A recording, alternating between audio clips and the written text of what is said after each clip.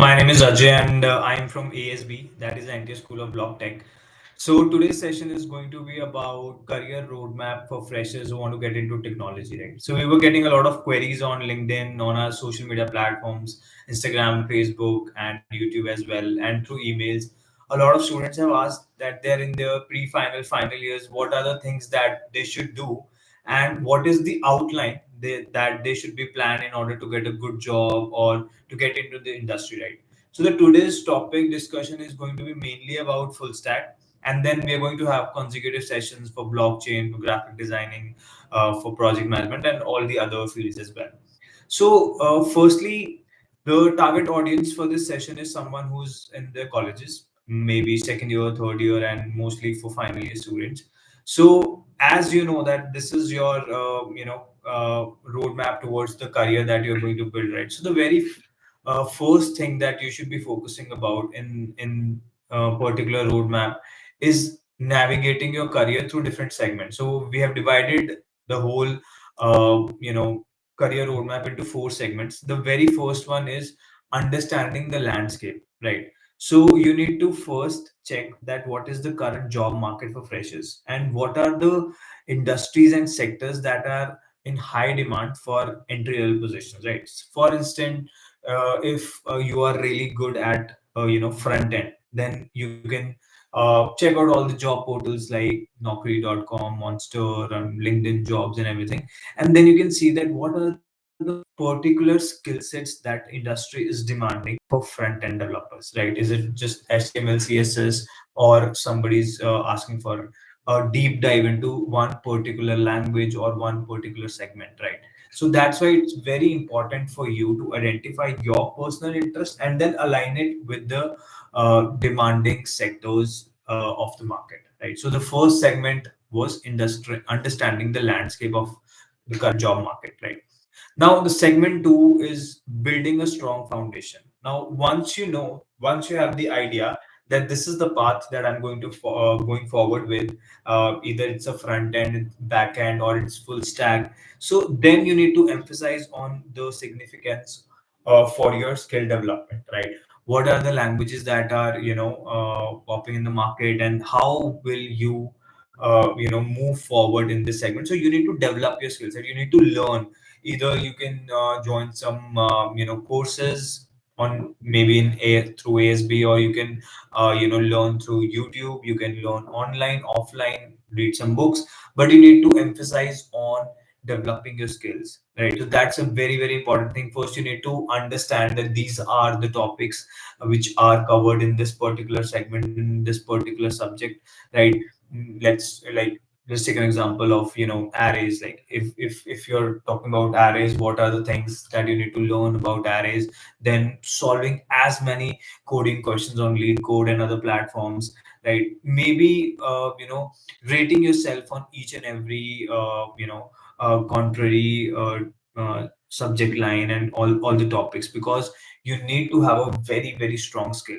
Then we obviously know that the market doesn't just need your skill set, but they also need some of the experience in the terms of projects. So even if you're not getting a good internship, for those people, you can do your own project, right? You can work on some project. You can maybe make a normal portal, information portal, or a delivery website, or maybe an e-commerce platform. So all those projects, then some volunteer work that you can do, and then obviously if you are able to get a good internship, then do your internship, so that it helps you in building a strong foundation. And then definitely building a strong resume and LinkedIn profile goes hand by hand. So you should be able to properly articulate that whatever skills that you're learning, you should be able to amplify that through your resume, through your LinkedIn profile. And do not forget to become a good active member on LinkedIn. It really, really helps. So whatever you learn, your experience, or something that you've come across while you're learning, just share it on LinkedIn. Be a regular content creator in that term, so that your profile gets more visibility and recruiters will be able to reach you out, right? So that was the segment two. The first thing we discussed about understanding the landscape. Then the second was building a strong foundation. Now the third segment that we're going to talk about is navigating the job search, right? So once you have a good skill set, once you have a good knowledge, now is the time that you can go to different job boards.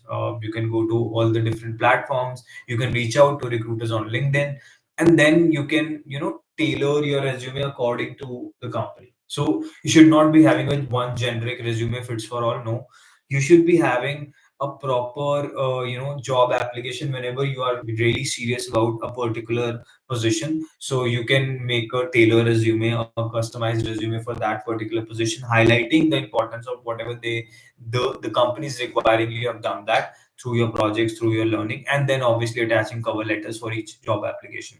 So that is something that you need to really focus upon. And then you can, do some proper mock interviews, right? You can have your senior, or you can have someone from the team ASP that will help you out in preparing and performing well in job interviews. There are some questions that you should be readily available with, right? So you should have a proper role play so that you don't get nervous during job interviews. And obviously practice as many questions as you can through different platforms, so that you are properly ready for the written test as well, for the technical test, right? So that was the main three segments that we wanted to talk about. Then once you have entered the workplace, obviously, then you're transitioning from a student life to professional world. You can take help from your seniors. You can adapt to the new workplace career, culture and etiquette, right? And then also your learning is never stopping. Actually, learning is lifelong. Then you can discuss strategies for continuous learning and professional growth, right? So that is some basic outline that we wanted to discuss today. It's a very short session so that you get acquainted with the idea. And then we had some particular doubts that we got from some of the audience from our social media platform. So one of the questions were like, if I'm from tier 3 company, the student is asking, well, will I be able to get a good job? So Sanjay, first of all, that's not a very big problem.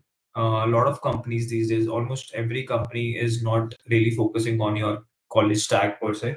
They are focusing more on your skill set. So if you can, through your resume, through your profile, can show that you are a good fit for a company, that you have worked on the projects that they are asking you, you know the language, you are quite skilled in that particular position, for that position. So then that is the main focus. So focus on your skill set rather than worrying about your college stack. That is not to worry. That is not a matter of problem currently. So just focus on your skill set, focus on solving coding questions, like I told you earlier. Build your GitHub, build your LinkedIn profile, and be very, very active, on all these platforms. You should have your code chef rating. You should have a proper, list of questions that you have tried, right? And proper updated GitHub profile, LinkedIn profile. So that will help you, and not to worry about the college, right? The other question that we have is, some student is asking that they had, only 55% in their 12th. So will that be a barrier for the jobs? Not really, Akshay. So that is not going to be a problem, because we're living in 2024, where your previous academic may not hold value that they used to hold earlier. So if you can quantify your skill set through the projects, through your technical skill set, then this is something which will not be a hindrance, right? So because understand, from a company perspective, they are looking for a person, a resource who can work on the project. So your previous 10th 12th marks won't be a very big roadblock for them, until and unless you have a very, very strong technical skill set. They won't be worrisome for your 10th or 12th records. So once you have a good skill set, that is not a problem, right?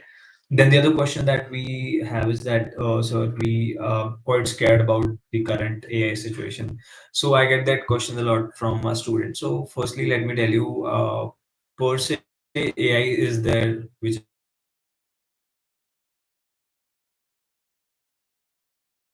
a take as maybe something which comes handy to you when it comes to productivity, right? So it will increase your productivity.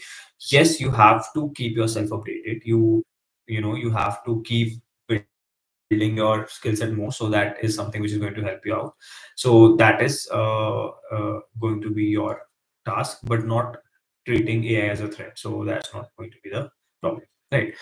So yeah, thank you guys. I think we're done for today, and we'll come again. Until then, you can ask your questions in the comment section. You can ask through our emails or our other social media platforms on LinkedIn, on Facebook, Instagram, and we'll be happy to answer your questions. And we'll keep having those live streams to help you. Right. Thank you so much, and have a good day. Bye.